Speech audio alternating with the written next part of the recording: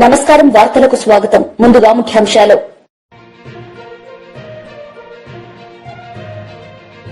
నేరేడ్ కు ప్రాపర్టీ షోలో పాల్గొన్న సీఎం చంద్రబాబు నాయుడు. ఈ సందర్భంగా ప్రసంగం.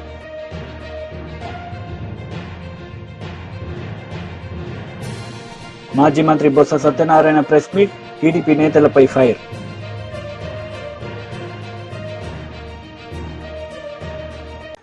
గుంటూరులో నేరేడ్ కో ప్రాపర్టీ షోలో సీఎం చంద్రబాబు నాయుడు పాల్గొన్నారు. ఈ సందర్భంగా ఆయన ప్రసంగించారు. తీసుకునే హక్కు ఈ ప్రభుత్వం మీకు ఇచ్చిందని చెప్పి కూడా నేను మీకు తెలియజేస్తున్నా.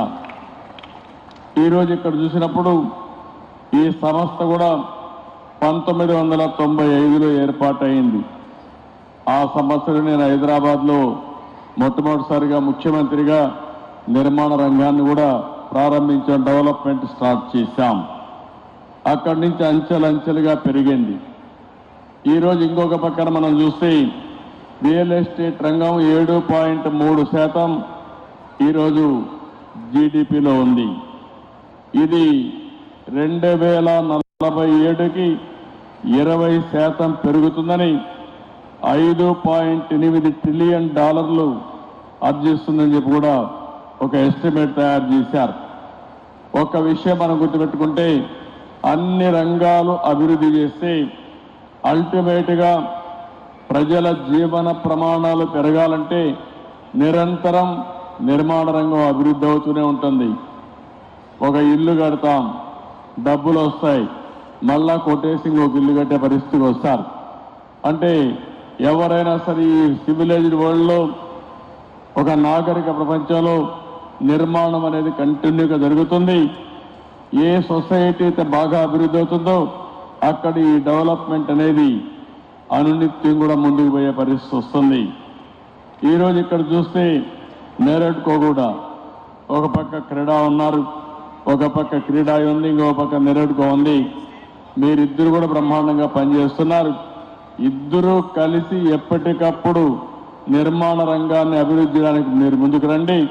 మీరే కాకుండా చిన్న ఆర్గనైజేషన్స్ వాళ్ళు కూడా కోరుతున్నా, ఈ ప్రభుత్వం మీకు అండగా ఉంటాం, ట్రాన్స్పరెంట్గా ఉంటాం, రియల్ టైంలో మీ సమస్యల పరిష్కారం చేయడానికి మేము ముందుంటామని చెప్పి కూడా మీ అందరికీ హామీ ఇస్తున్నాం. ఇదే కాకుండా ఈరోజే నారాయణ గారు చెప్పారు, అమరావతిగానే అభివృద్ధి అయి ఉంటే ఇప్పటికీ ఈ ప్రాంతం అంతా కూడా నిలదొక్కునేది. ఒక అమరావతిని పూర్తిగా నిర్వీర్యం చేసి రాష్ట్రంలో నిర్మాణ రంగం అనేది నిలదొక్కోకుండా చేసే పరిస్థితికి వచ్చారు. ఇంకో పక్కన ఎక్కడ చూసినా డెమాలిషన్ చేయడం, భయభ్రాంతులను చేయడం, ఇలాంటి చాలా కార్యక్రమాలు కూడా జరిగాయి. 5 సంవత్సరాలు నేను చూశాను. అన్ని రంగాల కంటే నిర్మాణ రంగం పూర్తిగా దెబ్బతినే పరిస్థితికి వచ్చింది. ఈరోజు మళ్ళీ మీరు చూసినప్పుడు ఈ 7 నెలలే మేము వచ్చిన తర్వాత 7 నెలలు అయింది. బిల్డ్ ఏపీ అనే నినాదంతో ఈరోజు మనం అందరం ముందుకు పోతున్నాం. నిర్మాణ రంగానికే కాకుండా అనుబంధ రంగాల్లో అన్నిటికీ ప్రాధాన్యత ఇచ్చాం. ఈ ప్రాధాన్యత వల్ల ఎక్కడికక్కడ ఒక పద్ధతి ప్రకారం ఇవన్నీ జరిగే పరిస్థితికి వస్తున్నాయి. మీరు ఒక పక్కన చూస్తే నా జీవితంలో ఎప్పుడూ చూడని విధంగా ఈరోజు భూ సమస్యలు వచ్చాయి.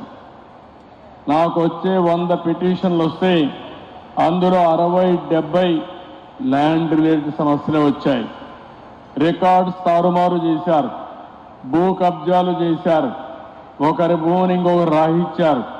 కడాన సొంత ఒక ల్యాండ్ టైటిలింగ్ యాక్ట్ కూడా తీసుకొచ్చి ఇష్టానుసారంగా చేస్తే అవన్నీ రద్దు చేసి ఈ ల్యాండ్స్ అన్నీ మళ్ళీ ప్యూరిఫై చేయాలంటే చాలా సమయం తీసుకొచ్చే పరిస్థితి వచ్చింది.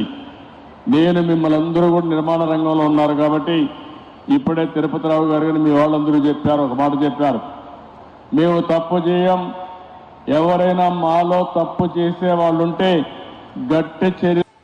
కేఏపాల్ మీడియా సమావేశం నిర్వహించారు. ఈ సందర్భంగా ఆయన మాట్లాడారు. Angry with the officers when he himself is the responsible. He is forgetting that he is the Chief Minister of Andhra Pradesh today. 6 people, devotees, are dead in the last 24 hours while he was busy in political rally organized by himself, Pavan Kalyan, and Prime Minister. This is not the first time or second time or third time. Let me remind the people of North. In 2019 during Puskaralu, he made a stunt. He went with the equipment and he caused 23 deaths and many injuries. Directly, Chandrababu Naidu was responsible. Did he learn anything? No. Again, he conducted another political rally in Kandukur, where in a small corner illegally they obtained permission, brought thousands of people.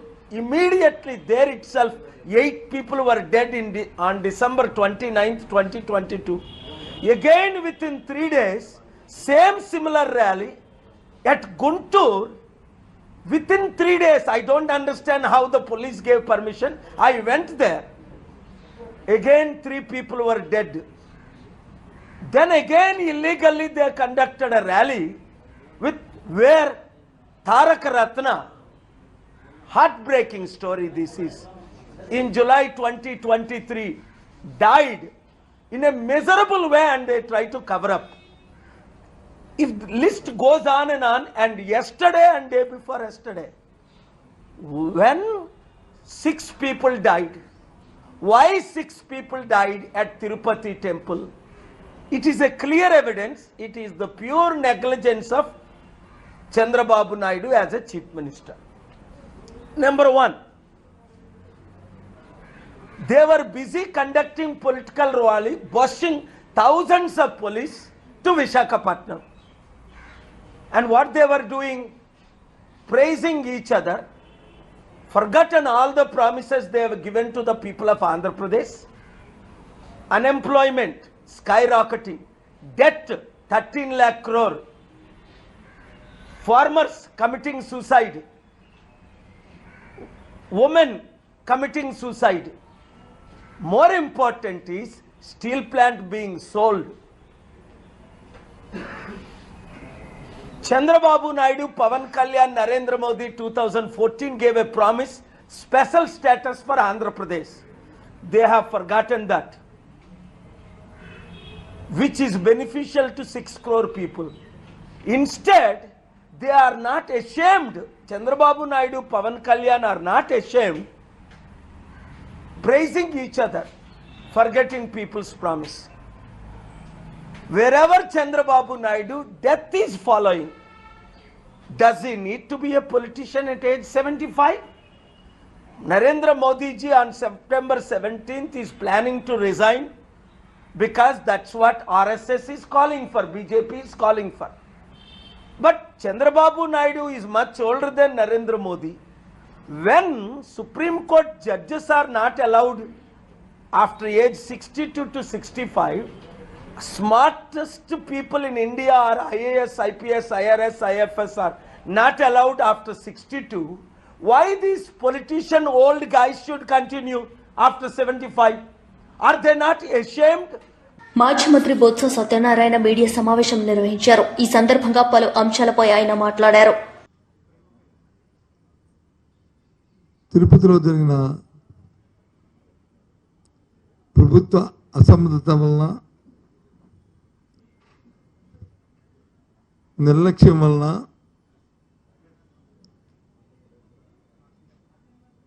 ఆరుగురు నిండు ప్రాణాలని బలిగొన్న మైనం మనందరికీ తెలుసు. ఈరోజు ఈ వైకుంఠ ఏకాదశి నాడు ఆ దేవదేవుని దర్శించుకోవడానికి లక్షలాది మంది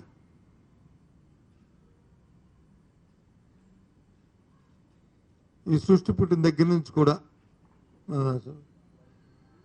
ఇప్పుడు వెళ్తున్న నేపథ్యం, సందర్భం. ఎప్పుడు ఇలాంటి సంఘటనలు జరగలే. ప్రజాస్వామ్యం వచ్చిన తర్వాత ఎన్నో ప్రభుత్వాలు వచ్చాయి. ఎప్పుడు కూడా ఇలాంటి సంఘటనలు జరగలే. కేవలం మానవ తప్పిదనం వల్ల, ప్రభుత్వ నిర్లక్ష్యం వల్ల,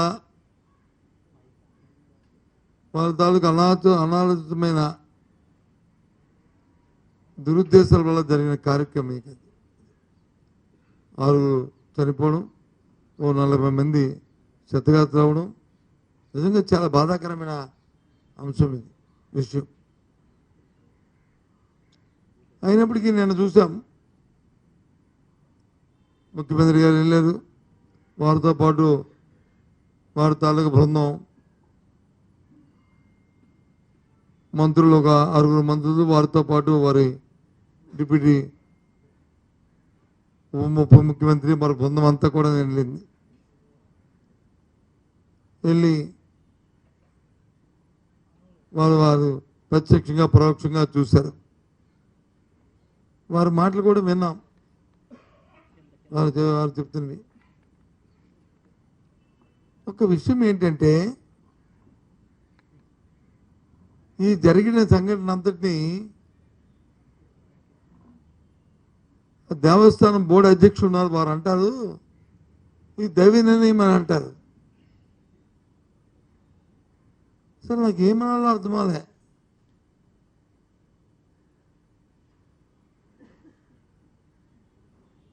ఇది హైందవ ధర్మంలో ఇది ఏ రకంగా దీన్ని అనుసరిస్తామో, దీన్ని ఎలా సమర్థించుకుంటామో ఒకసారి ఆలోచించవలసిన అవసరం ఉంది. అది నిర్లక్ష్యమా,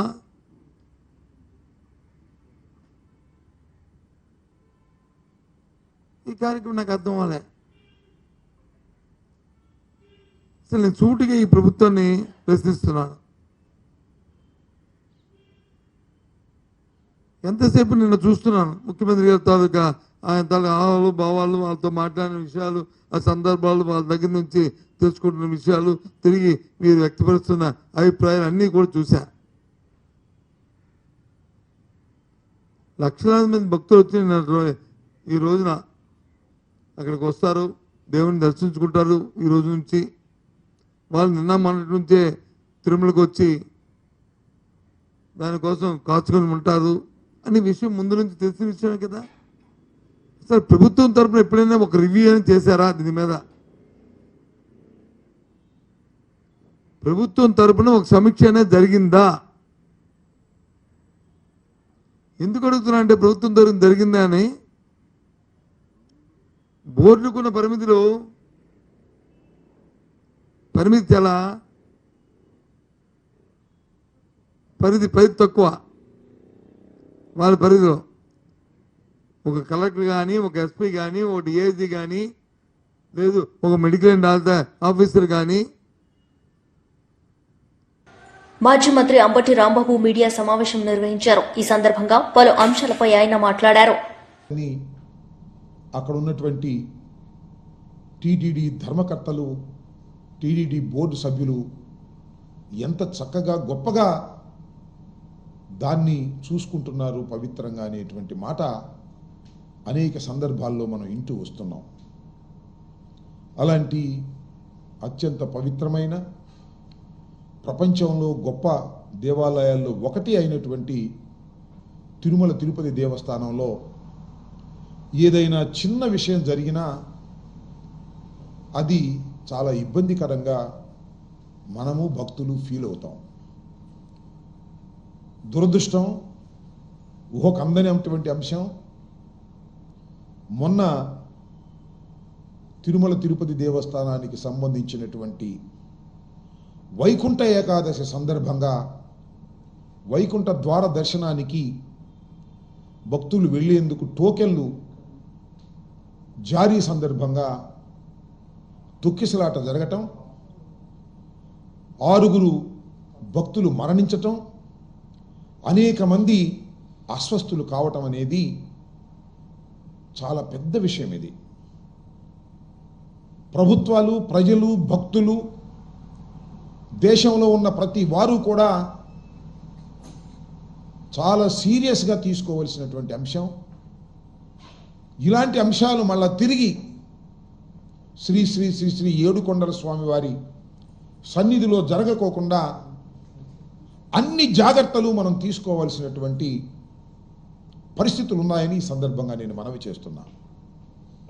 జరిగిన విషయం ఏదో చిన్న విషయంగానో, లేదు మర్చిపోయే విషయంగానో, లేదు చూసి చూడనట్టుగా వదిలేసే విషయంగానో, లేదు చిరు ఉద్యోగులు 2-3 సస్పెండ్ చేసేసి పంపించే విషయంగానో దీన్ని భావించడం అనేది చాలా ప్రమాదకరం, చాలా బాధాకరం. అలా చేస్తే ప్రజాస్వామ్యంలో ప్రజలు క్షమించరు, భగవంతుడు శ్రీ వెంకటేశ్వర స్వామి కూడా క్షమించని ఈ సందర్భంగా నేను మనవి చేస్తున్నా. ఆ విషయాలను నేను ఎందుకు చెప్తున్నానంటే, ఈ సంఘటన జరిగిన వెంటనే రాష్ట్ర ముఖ్యమంత్రి నారా చంద్రబాబు నాయుడు గారు హుటాహుటిన బయలుదేరి వెళ్ళారు. అక్కడ విచారణ చేశారు, తప్పులు తెలుసుకోవడానికి ప్రయత్నం చేశారు. అక్కడ మృతుల కుటుంబాలని, క్షతగాతులైన వారిని కూడా పరామర్శించేటటువంటి ప్రయత్నం చేశారు. ఇవన్నీ కూడా మనం మీడియాలో చూసాం. ఆ తర్వాత మళ్ళీ పవన్ కళ్యాణ్ గారు వెళ్ళారు, ఉప ముఖ్యమంత్రి గారు.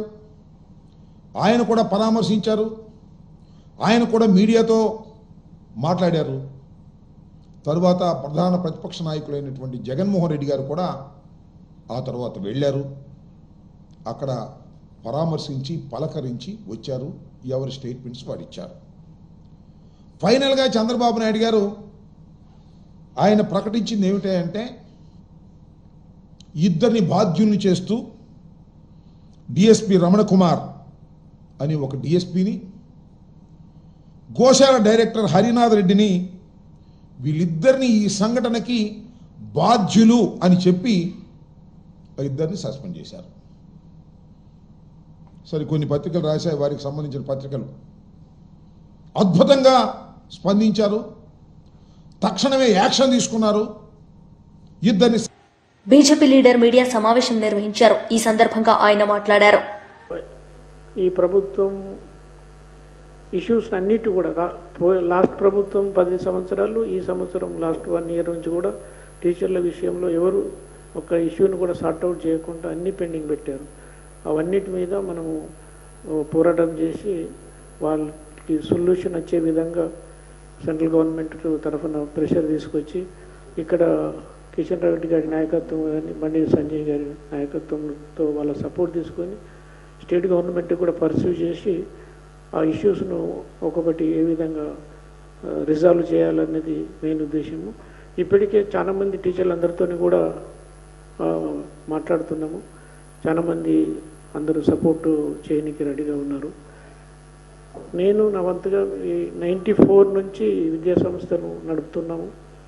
ఒక 6,000 టీచర్స్ మా దగ్గర పనిచేస్తున్నారు. టీచర్స్కు ఏ విధంగా సమస్యలు ఉంటాయి, ప్రైవేట్ టీచర్లు అయినా గవర్నమెంట్ టీచర్లు అయినా సమస్యలు ఆల్మోస్ట్ ఒకటే ఉంటాయి. తర్వాత విద్యార్థులకు ఏ విధంగా వాళ్ళ ఇష్యూస్, పేరెంట్స్ ఇష్యూస్, నాకు లాస్ట్ 40 ఇయర్స్ నుంచి ఒక అండర్స్టాండింగ్ ఉంది.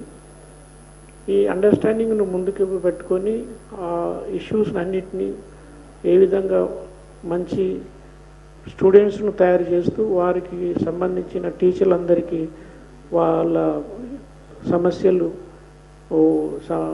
ఒక్కొక్కటి పరిష్కరిస్తూ వాళ్ళు అంత పెద్ద సేవ చేస్తారు. టీచర్స్ అనేటోళ్ళు మన ఏ కంట్రీకి పోయినా, ఏ రాష్ట్రానికి పోయినా, ఎక్కడికి పోయినా మనందరికీ మన టీచర్సే ఒక ఎగ్జాంపుల్. టీచర్స్ లేనిది మనకు ఒక విద్య రాదు, విద్య లేనిది మనం ఏం చేయలేము. అంటే ఒక పొలిటీషియన్ లీడర్ కావాలంటే పొలిటీషియనే కాకుండా లీడర్షిప్ క్వాలిటీస్ను పెంచడం, చదువు నేర్పడము, జ్ఞానం నేర్పడము, ప్రతి టీచర్స్ అది ఇంపార్టెంటు.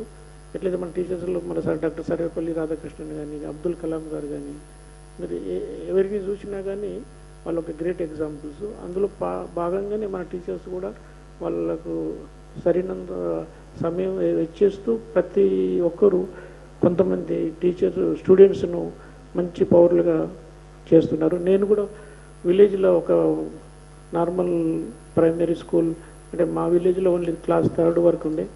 తర్వాత నెక్స్ట్ విలేజ్కి ఒక 5 కిలోమీటర్లు నడుచుకుంటూ పోయి అప్పన్నపేట అనే విలేజ్లో 10th వరకు చదువుకొని అక్కడికి వెళ్ళి కరీంనగర్లో ఇంటర్మీడియట్ కంప్లీట్ చేసుకొని మళ్ళీ ఉస్మానియా యూనివర్సిటీలో ఇంజనీరింగ్ చేశాం. బట్ ఈ స్టూడెంట్స్ లైఫ్లో ఏ విధంగా విలేజ్లలో కష్టపడతారు అవన్నీ వాళ్ళ ప్రాబ్లమ్స్ అన్నీ తెలుసు. తర్వాత అందులో టీచర్స్ కూడా ఏ విధంగా సమస్యలు ఉన్నాయి అంటే ప్రైమరీ టీచర్ కానీ, డిగ్రీ కాలేజ్ కానీ, జూనియర్ కాలేజ్ కానీ, యూనివర్సిటీ టీచర్స్కు ఉన్న సమస్యలన్నీ ఒకవేళ నన్ను ఎలెక్ట్ చేస్తే అవన్నీ సమస్యలు పాసిబుల్ వేలో సొల్యూషన్ తీసుకురావడం అనేది నా లక్ష్యము. ఈ లక్షణంలో నా వంతుగా మ్యాక్సిమం కృషి చేస్తాము. అయితే గవర్నమెంట్ పార్టీ, కేంద్ర పార్టీ, మన స్టేట్ పార్టీ. వార్తలు ముగించే ముందు ముఖ్యాంశాలు మరోసారి. నేరేడ్ కు ప్రాపర్టీ షోలో పాల్గొన్న సీఎం చంద్రబాబు నాయుడు. ఈ సందర్భంగా ప్రసంగం.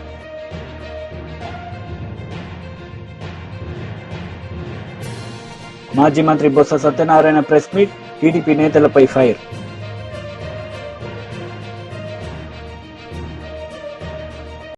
ఈ వార్తలు ఇంతటితో సమాప్తం. తిరిగి ప్రసారమయ్యే వార్తల్లో మళ్లీ కలుద్దాం. అంతవరకు సెలవు. నమస్తే.